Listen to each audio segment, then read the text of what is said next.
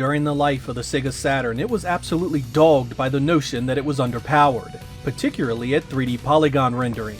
Time and time again, game magazines of the era launched scathing opinions about its lack of prowess in this area. Often, multi-platform games would look and run worse, feeding the ravenous zeitgeist that often took joy in Sega's undoing. Hell, even Sega themselves often contributed to it by releasing games that were simply well below the standards of their competition. But if you were a gamer back then that really explored the Saturn's library, you know just as well as I do that these bad games were just one side of Saturn's complicated architecture. While it's true many multi-platform titles suffered, it's also true that many games benefited from the machine's makeup, and there are tons of examples to support why the Saturn was an incredible machine.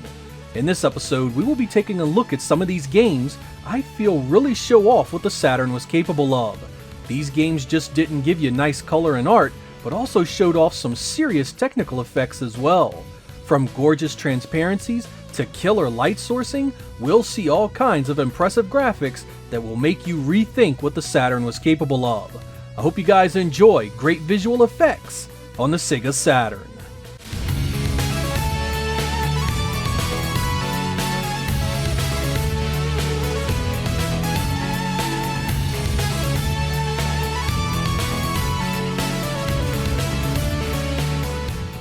.3D fighters became extremely popular when the 5th generation machines were released. Based on the limitations of the hardware, many of these games focused on giving us incredibly detailed fighters at 60 frames per second in lieu of 3D backgrounds. When a fighter did use 3D backdrops, they were often really simple and ran at 30 frames per second. The gorgeous Virtua Fighter 2 tried a compromise. They used 2D backgrounds that used heavy scaling effects to give the illusion of depth, but it still wasn't quite the same. When Fighting Vipers was released, Sega was able to give us 3D cages from the arcades, but we still lacked the 3D environment in the background. But it was finally last Bronx that gave us the look and feel of 3D backgrounds in a Saturn 3D fighter. While they weren't made of polygons, the combination of dual VDP2 textured planes gave us an impressive feeling of 3D space. The stages that used this were spectacular and allowed the Saturn to still give us gameplay at 60 frames per second. Of course, Last Bronx didn't show up until late 1997, and the Saturn was already dead in the West, and even Sega was pretty much done with it in Japan by this point. This sort of leaves Last Bronx as a reminder of what could have been had the Saturn received the kind of lifespan other systems enjoyed. A second generation engine of this for a title like Fighters Megamix 2 could have redefined how we viewed the Saturn's abilities. Round 1, fight!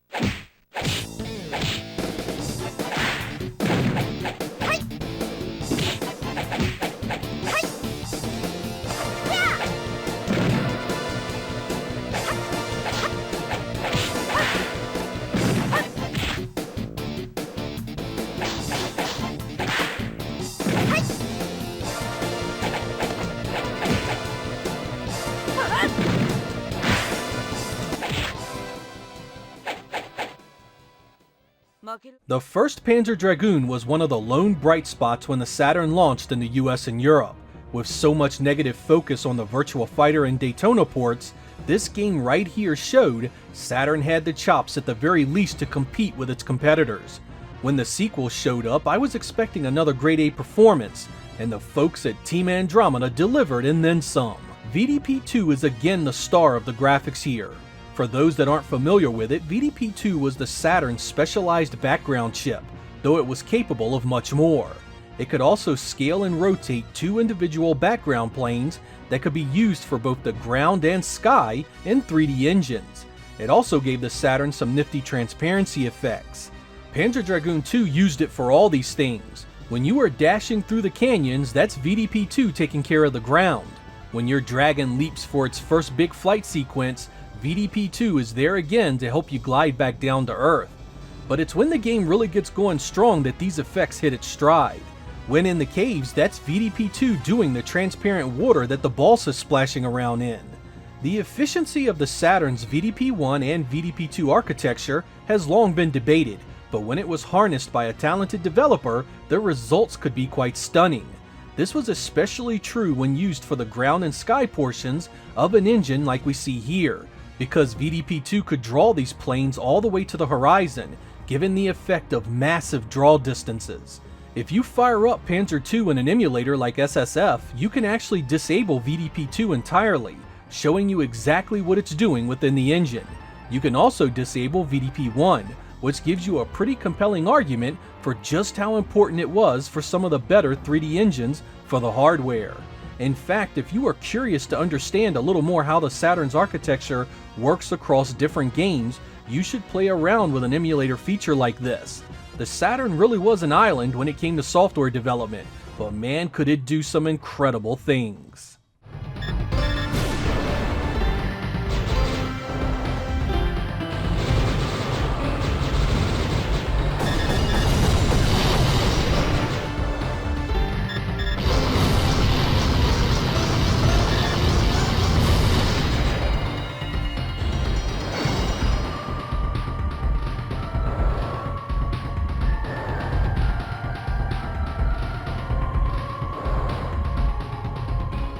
3D polygonal transparencies were the bane of the Sega Saturn from the very beginning. You can find countless examples of the mesh effect rearing its ugly head, giving the hardware a bad name. Even many of the games developed by Sega themselves had them. Those of you that rocked RF and composite connections didn't see it too much, but those of us on S-Video or better dealt with it regularly. So you can imagine my shock when I saw Sonic R not just show up with some nice transparency effects on the screen, but make an entire track transparent. The track Radiant Emerald features this effect for the entire race. You can see the background through the track, which also color cycles, giving it sort of a rainbow style effect. This was nothing unusual to see in racing games for the PlayStation and Nintendo 64, but the Saturn had never really produced anything like it before in a 3D engine. Traveler's Tales set out to show you something you had never seen before on the Saturn, and they certainly succeeded here.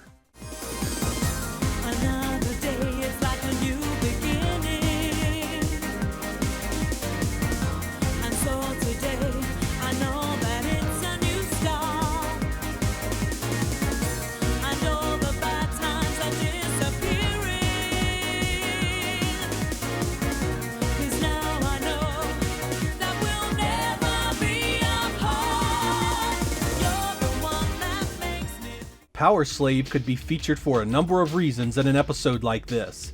It was a 3D Metroid-style first-person shooter that ran smooth and had a number of great graphical effects. Among these were the colored light sourcing you'd see in everything from explosions, weapon fire, and even the ghost of King Ramses himself. I was so impressed with this I would run from enemies just so they would give chase and fire at me dozens of times. Later in the game, you'd even see more great weapons to take advantage of the lighting engine. The thing was that no other version of this game featured this effect quite as well as the Saturn. The PC game was completely different, and the lighting in the PlayStation edition was far less bold and impressive.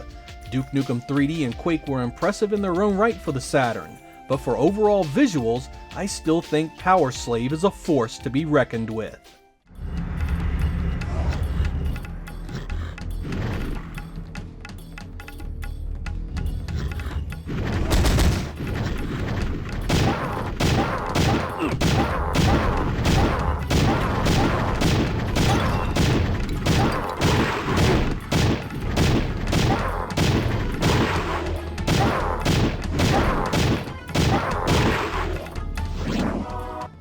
Dragon Force was a heck of a unique strategy role-playing game for the Saturn.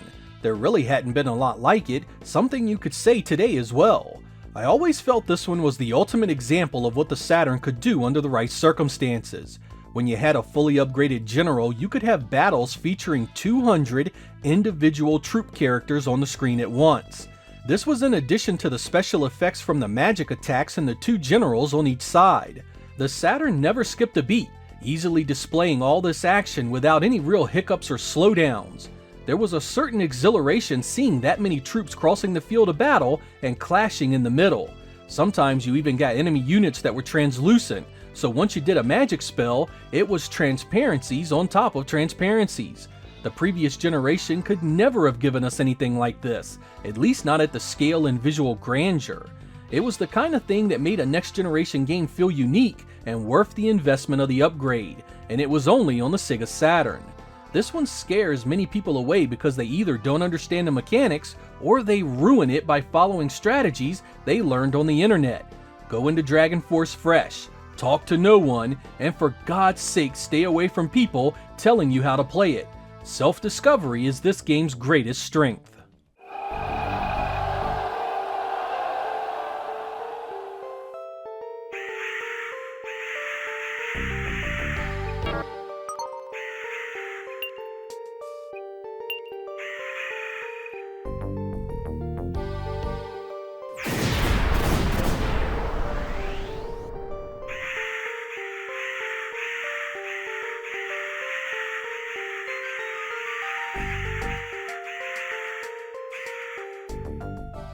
Sonic Team did some pretty special games for the Genesis, so it was only natural that the trend continue on the Saturn. After they dropped Nights into Dreams, their next unique product was Burning Rangers, a futuristic firefighting game with a ton of neat touches like radio guidance and fully 3D environments. It was a solid looking game too, particularly the art style and color choices. But what really made Burning Rangers stand out was the impressive use of fire effects. Similar to Powerslave, there is colored light sourcing everywhere, but here it's even more pronounced. Dark areas are lit up by your lights and fire. Environment lighting is everywhere and in various colors. And the fire itself is gloriously transparent, with only the smoke leaving behind the unsightly mesh effect. It really was a hell of a good looking engine and something you wouldn't have expected. It does have some clipping issues that hurt it overall, but that gameplay really stays strong the entire way through. I'm not ashamed to admit I do play this one from time to time just to see the fire and light sourcing at work. Sonic Team really knew how to get a lot out of the Saturn, which makes me wonder what Sonic could have been if they had been put on it from the very beginning. There should be a switch near you.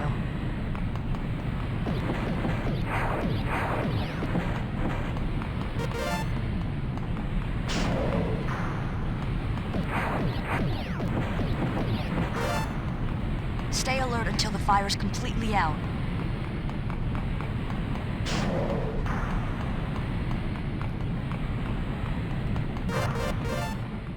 One of the most pervasive falsehoods to dog the Saturn in its lifetime was that it couldn't do transparencies, be it 2D or 3D. Early mesh effects were almost always pointed out as being real transparencies on the PlayStation, while the Saturn had to fake it all. While it was true that the Saturn did have some complications when displaying transparencies, it could indeed do the effect. Those of you that own large Saturn libraries surely have many titles that do it just fine, but if you're new to the platform, just pop in KO Flying Squadron 2 for the Grand Tour. This mixed genre platformer and shoot 'em up has many examples to choose from, not to mention it's packed with a beautiful game in general. Luscious environments are loaded with gorgeously animated sprites. You'll find plenty of water transparencies and even some hidden in the coolest of places. If you find yourself in need of a showpiece, look no further than this little gem here.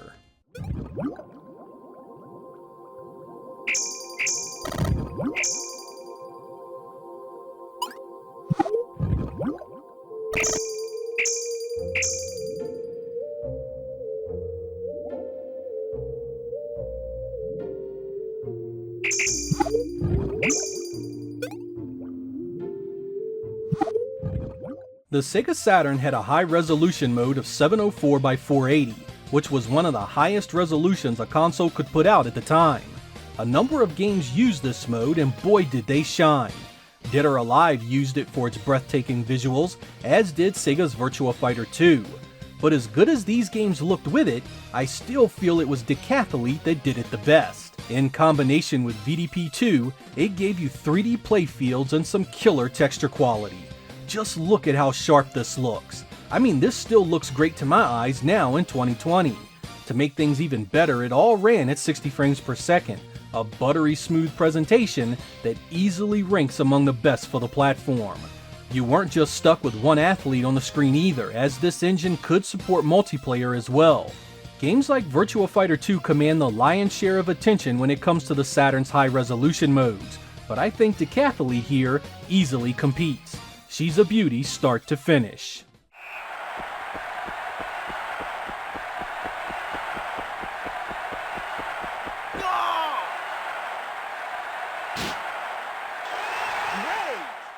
One of the really nice things about the Saturn and PlayStation were they really started to give us near one-to-one arcade-perfect ports in many instances. Among the more impressive Saturn offerings was Elevator Action Returns, a two-player action game where you must gun down bad guys in dynamic play areas like buildings, planes, and sewers. Sometimes things would blow up half the play area, crumbling entire sections of the screen with great animation. And speaking of animation, it was everywhere and on everything. From the smallest enemy to the largest explosion, it really did capture all the arcade had to offer. The Saturn nailed these effects like a champ, a really nice result considering it didn't use any RAM expansion cartridges. It was so cool to see the Saturn throwing around Taito's F3 arcade games like they were nothing. That board was only released a couple of years before the Saturn, yet Saturn easily replicated one of its best games, particularly that killer animation. This one wasn't just a looker either, as the gameplay is as solid as they come as well. Grab a friend, bring your A game, and settle in. This is the Saturn doing what it does best.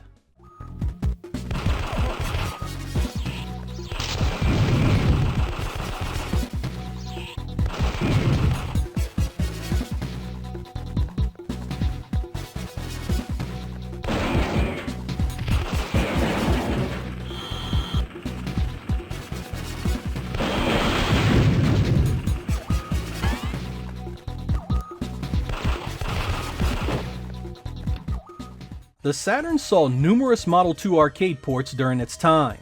They were often pared back in some form so the Saturn could handle them, typically losing detail, lowered polygon counts, and even reduced frame rates. Out of these games, it's Virtua Cop 2 that I felt did the arcade the most justice. Side by side, these two games are incredibly close. The Saturn reproduces every area and every enemy incredibly well, right down to the car chases and train shootouts. The action is fast moving, the performance incredibly stable, and the 3D engine very impressive. The first Virtua Cop had been a really solid game, but Part 2 absolutely destroys it in both visuals and gameplay. This is the reason to own a light gun for the Sega Saturn in my eyes, and once you add a second gun and a friend, it becomes one of the most replayable games you can get for the platform. I often wish Sega had put this team on the House of the Dead port instead of farming it out. I have a feeling it would have been a vastly superior product if they had.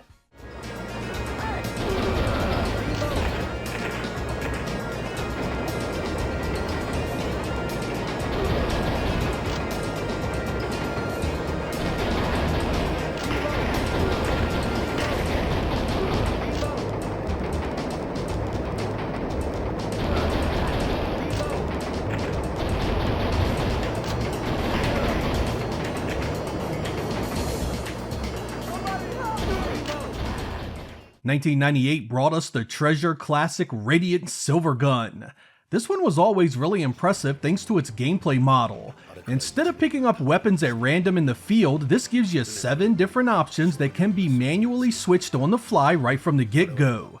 It's a tough but fair game that rewards your time and patience. On top of the gameplay, it also had some really nice visuals and backgrounds that really impressed. The Saturn's VDP-2 background chip is running at full steam here to give you gorgeous backdrops that spin, scale, and provide an overall impressive sense of depth.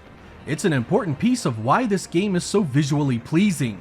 By handling the background so effectively, VDP-2 frees up VDP-1's polygon and sprite capabilities to give you ships and special effects that look outstanding.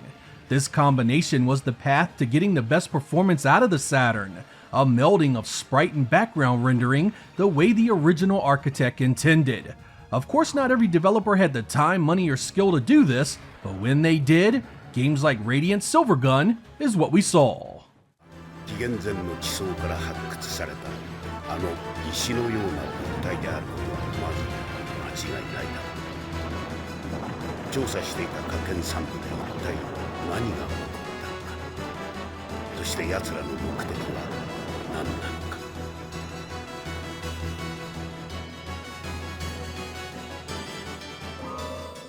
I talk a fair bit about Sega's Astal, and frankly, it's because it's one of the prettiest two-dimensional games of that entire generation.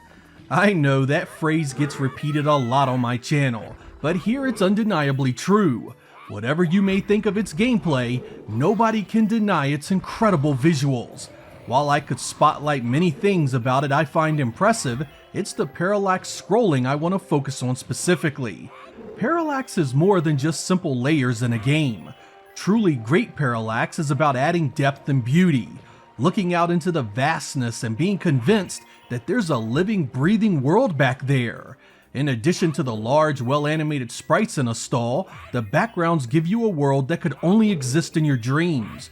Whether it's the dark caverns, dank swamps, or even apocalyptic storms, this game delivers the goods when it comes to two-dimensional eye candy. Many areas even throw in some full-screen scaling just because the Saturn can do it with ease. It's true Astal isn't gonna wow you with deep gameplay mechanics or some wild gimmick that's brand new. But what it lacks in innovation there, it makes up for and then some with its nearly flawless presentation.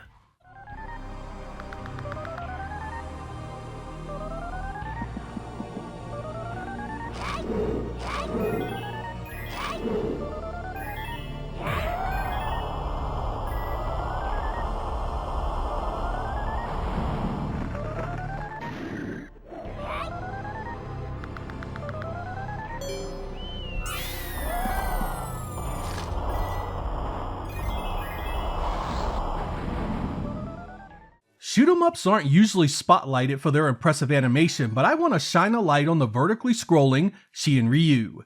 I always found this one pleasing to the eyes because of the way the enemies get destroyed.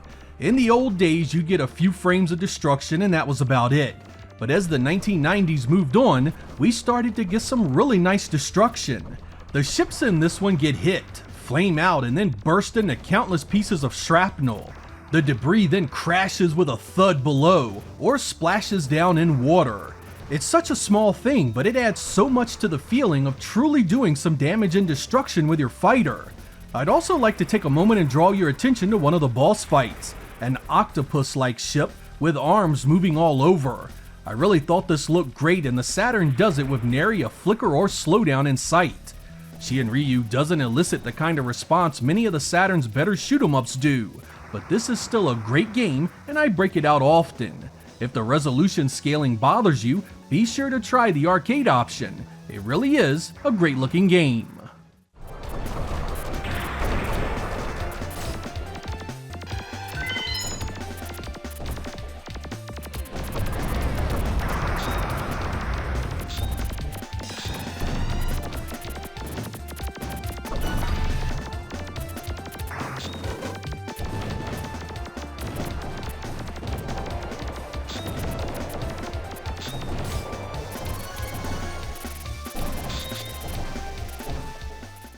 When Capcom started porting its fighting games to the Saturn, my friends and I jumped on them immediately. Getting games like X-Men, Children of the Atom, Street Fighter Alpha, and Night Warriors so close together was a great stretch of time, and we played the absolute hell out of them. As many of you know, Capcom soon began using the RAM expansion carts to make their games even better, now with shorter load times and closer animation to the arcade originals. But it was Street Fighter Alpha 2 that was so well done, not only did it not need a RAM expansion, it got even better with an upgraded release called Alpha 2 Gold. While you still see some cuts in the animation here and there, this port was just about as perfect as you could have hoped for. That's why I wanted it in this episode, just on the merits of a kick-ass port that needed nothing extra. Even with the cuts, the animation and fighters look outstanding, and the backgrounds still have just about everything that made them look great in the coin-op. The original is fine if that's all you have, but if you want the most out of your Alpha 2 experience, go with Gold. It's one of the best out there.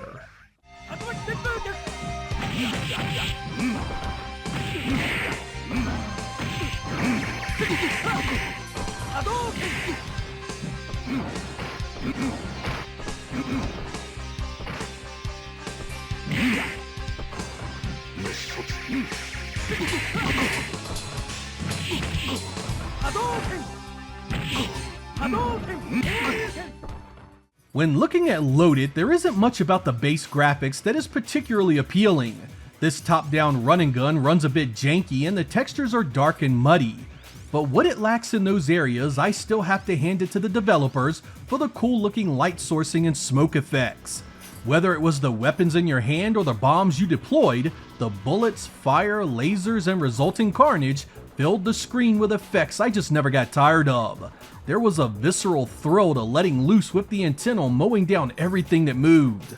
Nothing was your friend, nothing deserved mercy, and your trigger finger was always hungry. I know, it sounds kinda disturbed when you say it that way, but I always felt letting loose in a video game was a therapeutic way of dealing with everyday stress. If you enjoy blowing things up and the resulting fireworks, Loaded is for you.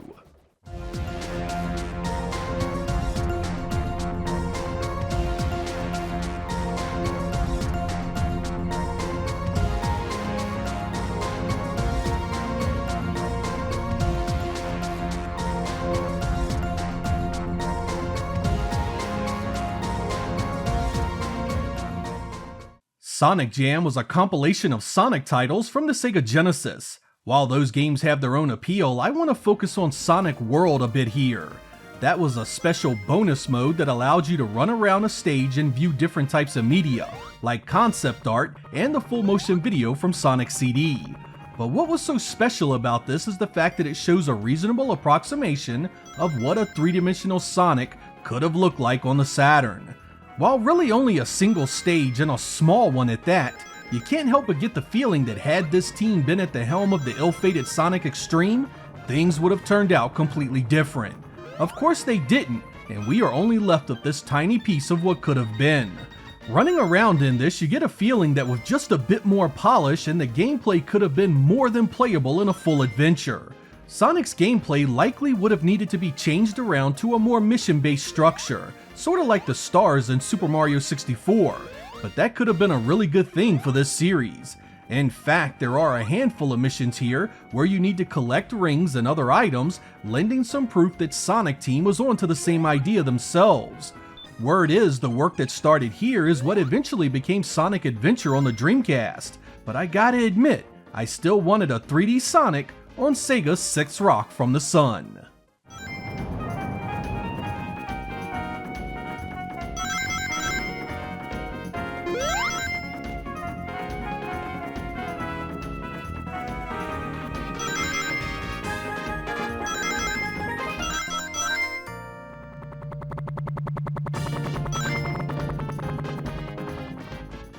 If you've played Assault Suit Linos 2 before, you know it's a challenging fight for your life.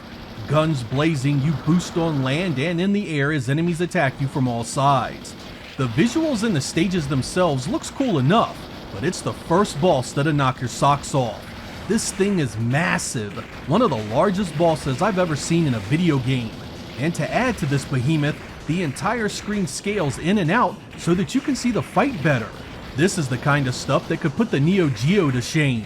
I really dig this game overall, but it's nearly ruined by an escort mission about halfway through that sees failure far too easy.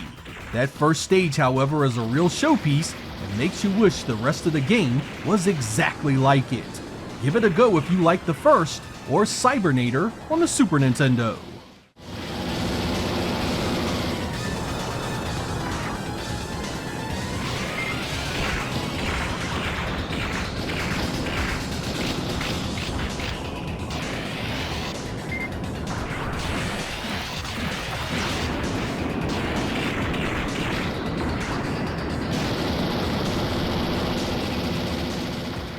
In my first episode, I had a section that praised the sprite work of Dragon Force.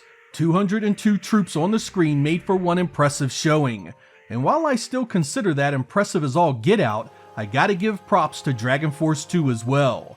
This one ups the ante a bit by giving you control over more than one troop type. That means not only can you still have 202 fighters on screen, but now you can have 4 different troop types between the 2 generals controlling them. This doesn't just have an effect on the visuals, as the gameplay has some big changes as well. With the additional troops on the screen, the same tactics before are not gonna work, giving this one an exciting new direction. This one has been growing on me over the years, and while I still prefer the original, the differences make it well worth a play. Not only does it make the gameplay appealing, but seeing all those troops go head to head at once never gets old.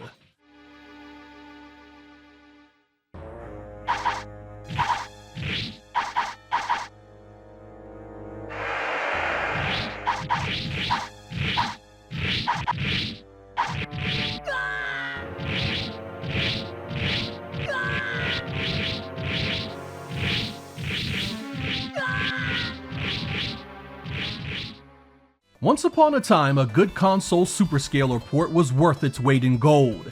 Even when it wasn't perfect, just having something that resembled the arcade was really special. When Sega Age's Outrun was released on the Saturn, it was the very first time we had seen it at home at that level. But what was hidden in this game was something that was even better. In the options, you could open something called the Smooth Mode, which gave you extraordinary results. While Outrun was always smooth in the arcade, this mode gives you 60 frames per second of pure superscaling bliss. So not only was Outrun on the Saturn a great port, it was actually better than the arcade on which it was based. For years, this remained the absolute best way to play Outrun, thanks to the smooth mode and the analog control, and it's still up there today. There are many other reasons why this version of Outrun is so beloved. It has an easy cornering option, both the Japanese and overseas maps, remixed music in the Japanese original, and separate time and traffic difficulty levels. But it's the smooth mode that made it special for so very long.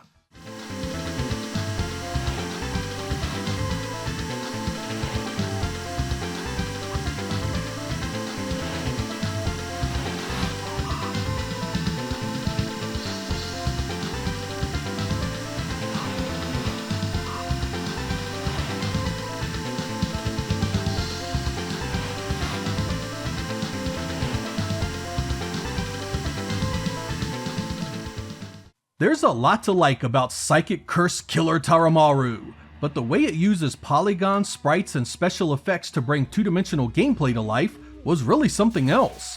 The entire game pops visually with great transparencies, a near constant flow of scaling enemies, and 3D architecture that scrolls by in the scenery. It wasn't just the sprites that scaled either, because sometimes the entire playfield would pan out to give you a much larger view of the area. The lock-on gameplay aside, you have to wonder if Sega made a huge mistake not bringing forward its entire Genesis lineup with this type of engine. Imagine a Shinobi, Comic Zone, Ristar, or Shakan made this way. Sometimes the entire screen would move and rotate or present dangers that would spin from the foreground to the background, putting the player in danger at different times. This 2.5D method of rendering was used before in games like Clockwork Knight, but I think it looks so much better here. The art plays a big part in that, but by keeping focus on the sweet two-dimensional sprites of the Saturn, it really allows some great looking interaction with the polygon elements. It takes a while to get used to the way it plays, but it never stops looking great in the process.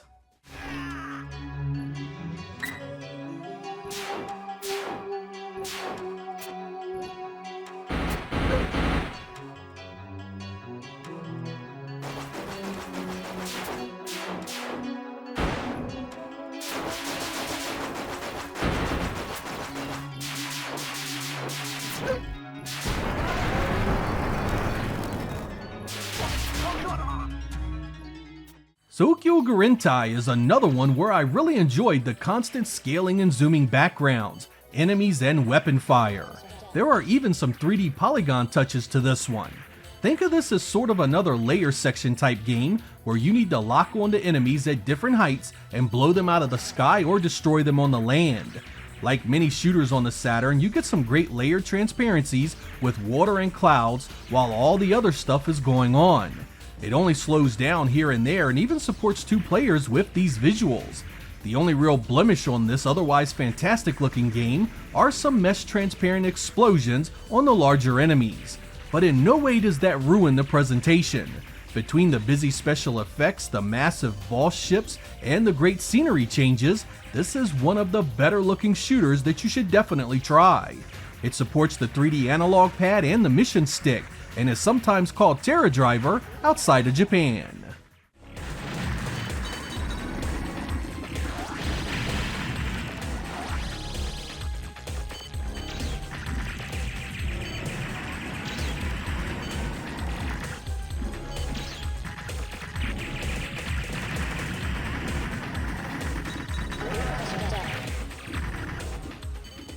Our last game was chosen because it was one of those sports games that just showed the Saturn could paint a 3D engine worth talking about. World League Soccer 98 was a multi-platform release where the Saturn more than held its own. It runs at a higher resolution than its PlayStation counterpart and still maintains great performance. I mean, how can a third-party game look like this with polygon players, a polygon stadium, a massive textured field, and an animated crowd, yet Sega can't get a decent NFL title running on their own machine? This was a 1998 release when the Saturn had been on the market for nearly 4 years, and it shows that the notion of the platform being weak in games like this simply isn't true. Saturn had the ability, it just took a developer that could actually code well to get it out of it. There's other examples of this kind of thing as well. World Series Baseball 98 and Worldwide Soccer 98 were also pretty impressive in overall visual quality.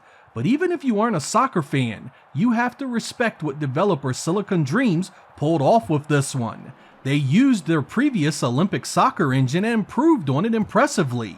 A third party putting this much effort into a sports title when the platform was practically dead earns it some major respect from me. Since it has 200 teams, 14 stadiums, 6 surface types, and running commentary, it's still quite playable today. He's hit the post. What a brave tackle then. He just threw himself at the player's feet. The beautiful cross by Collins. Donnelly. Yes! 2-0! Up first is Street Racer from Vivid Image and published by Ubisoft. Do I really need to say anything here? Is any commentary necessary to describe its ultra buttery smooth performance, its high resolution, and its gorgeous special effects? This was a kart racer that took place on small tracks with outlandish characters battling one another. It supports 4 players and is quite simply one of the prettiest games on the Saturn. It uses the background processor VDP2 to draw a ground and sky plane that frees up the sprite chip to go hog wild on the rest of the details. Multiple camera views heighten its appeal, and it even has a fun soundtrack. After seeing this, I cannot help but to feel Sega really missed an opportunity to make an in-house kart racer featuring its own IPs. If it had looked anywhere near this good, it would have been an instant classic.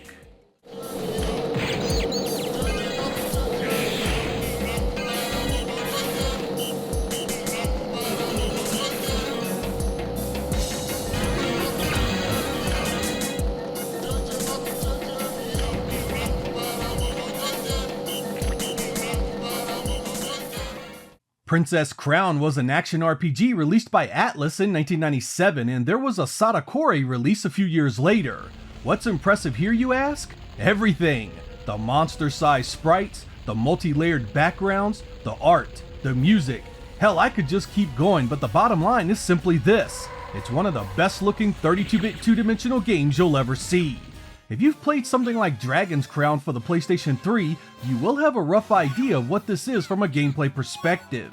Explore, talk to people, battle enemies, and sit back and marvel as it all unfolds in this beautiful game world.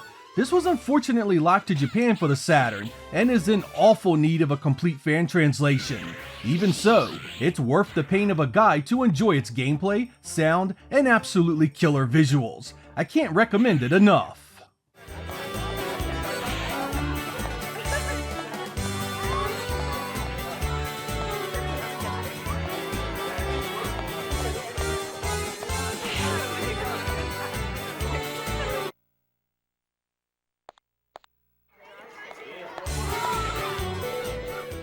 In 1997, Data East published Skullfang, a follow-up to Vapor Trail and Wolffang. This was developed by AI System Tokyo, and was a vertically scrolling shoot-'em-up that would have been visually unspectacular had it not been for one very important feature: its fast and fluid sprite and background scaling. As you battle through the stages, enemy planes are constantly flying in at different levels. The perspective pans and zooms through the clouds, above mountains, and every place in between. The effect is exhilarating because it's so fast, and really provides a unique punch to the visuals. And for those that don't know, the soundtrack here is absolutely legendary. This one is also hard as hell, and not having played it in a while, it absolutely dogged me out and made me rage quit half a dozen times. If you haven't given this one a shot, it's just begging to show you how pitiful your skills are.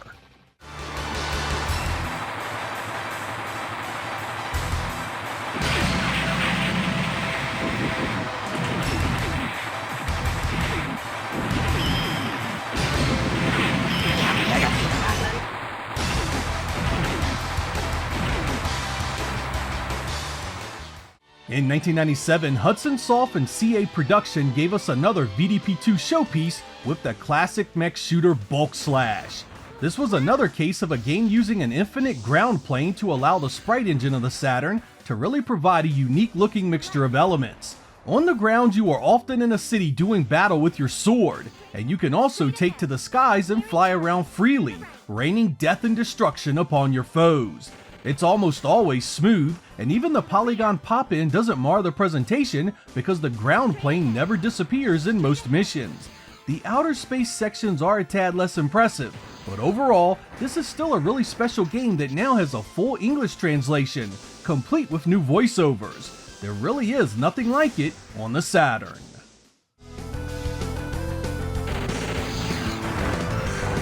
To the right.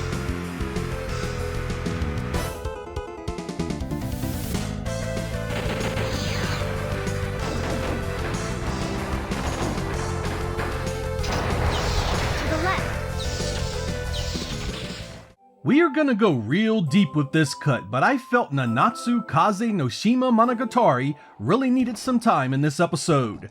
Developed by Givro and published by Enix, this is a two-dimensional adventure game that shares a number of similarities with cinematic platformers. It's done sorta like a children's book come to life, and you will be hard-pressed to find art and animation at this level on the Saturn. This world is so cool looking, and every single thing that moves does so with a gracefulness that you just didn't see much of at the time. You're essentially exploring, interacting with other creatures, and solving little puzzles to progress the story, so it's fairly easy to play.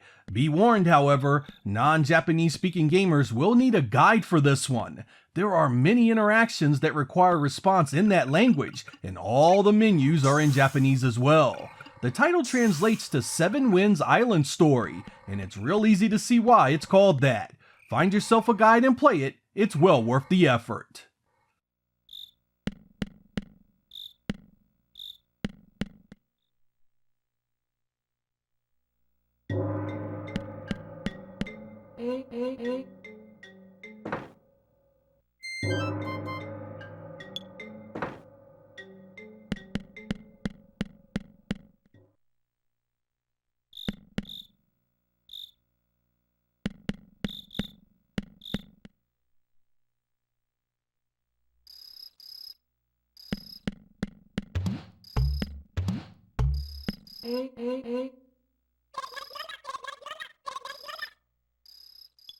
In 1996, Sega released a home conversion of its Model 2 classic, Cyber Troopers Virtual On, an arena-based mech combat game.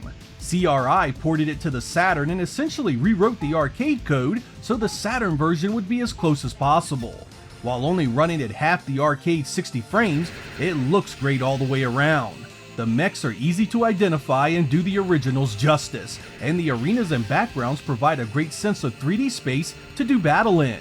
The gameplay takes some getting used to and the AI is cheap as hell, but you really have to hand it to the programmers, getting such an impressive looking arcade game on hardware as powerful as the Model 2 running this well on the Saturn. They even baked in both a horizontal and vertical split screen multiplayer option if you can believe it. You lose some polygons in performance in this port, but I don't think you could have asked for anything more considering the gulf in power Sega had to contend with.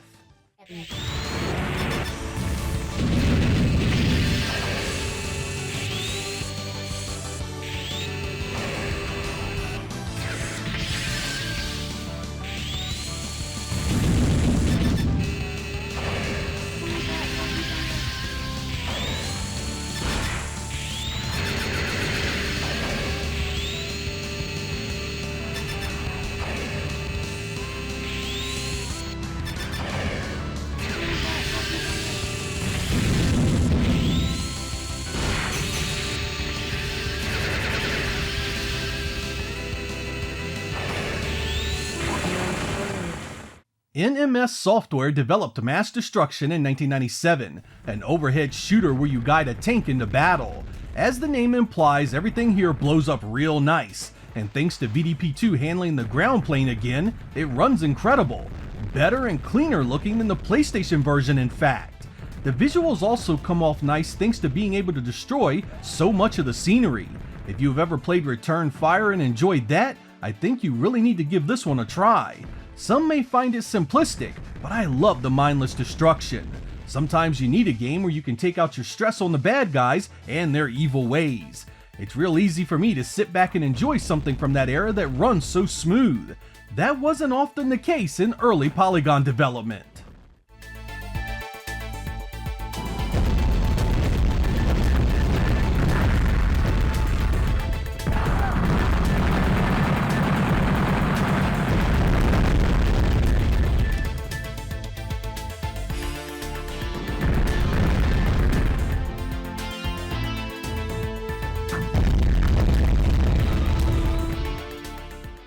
Gun Griffin came out in 1996, developed by Game Arts, and boy did the Saturn really need this kind of game.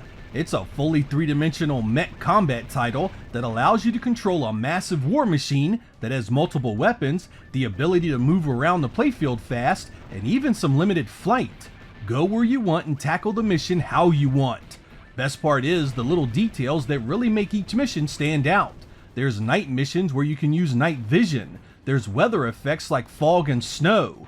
This game really does show the Saturn could provide a strong 3D free-roaming experience that ran great.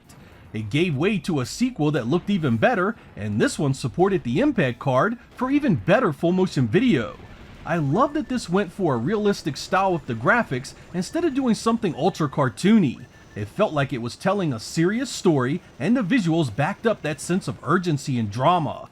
Back then, it was all that and much more.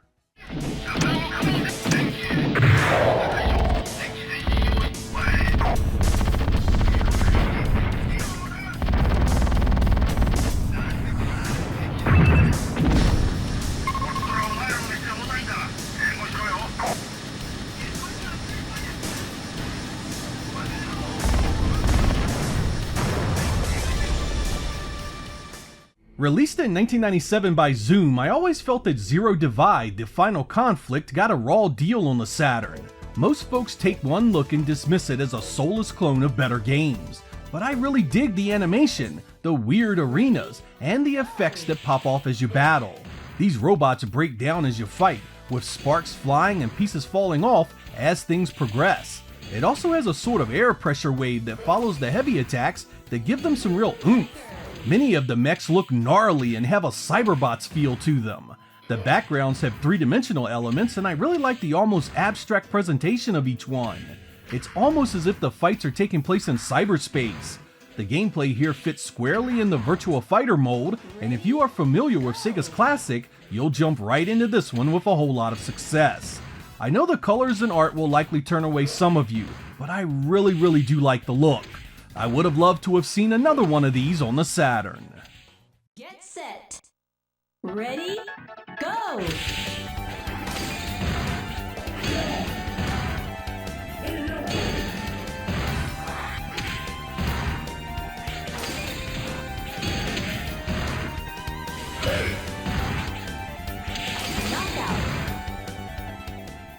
In 1997, Konami released Salamander Deluxe Pack, a compilation of the Salamander, Life Force, and Salamander II arcade titles. While all of these were great, I specifically want to focus on Salamander II for this episode. This uses both horizontal and vertically scrolling stages that features a ton of pre-rendered sprites, some of the best animation you've seen in a shooter, and background layering that looks damn near three-dimensional.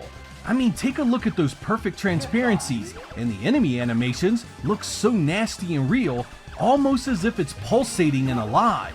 Parallax and line scrolling here and there punctuate a game that really stood out when I played it.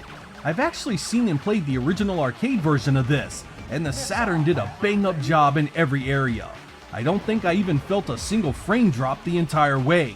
It's short as all get out, but man, it's a visual feast the entire way.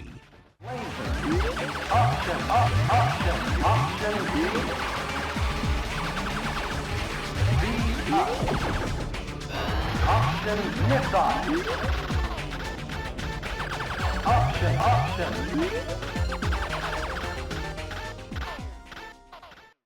While the PlayStation and Nintendo 64 had games of their own that were really nice looking, I find myself defending the Saturn a whole lot more due to people's general lack of knowledge and experience with the library. Many of them would see the mainstream US multi-platform releases that often looked and ran worse on Saturn, never having the joy of playing the games that truly defined it. Even today, with all the knowledge at our fingertips, there are still those that continue to push the agenda that this platform had nothing worth playing. You'll get no such nonsense here. The Saturn proved time and time again that it had the chops to compete and had a library of great games that were often exclusive. The lack of financial success made things tough at times, and it certainly didn't get the lifespan it needed to see its hardware fully exploited. But for the 5 years I supported the Saturn and its games, I can honestly say it was a blast. I was impressed many times by the visuals it was capable of, a combination of great Sega creativity and the uniqueness of the rendering methods themselves. I would have loved to have seen what Saturn games would have looked like 6 or 7 years down the line, but I wouldn't trade my time with this machine for anything. I'm Sega Lord X, thank you guys for watching, and I will catch you next time.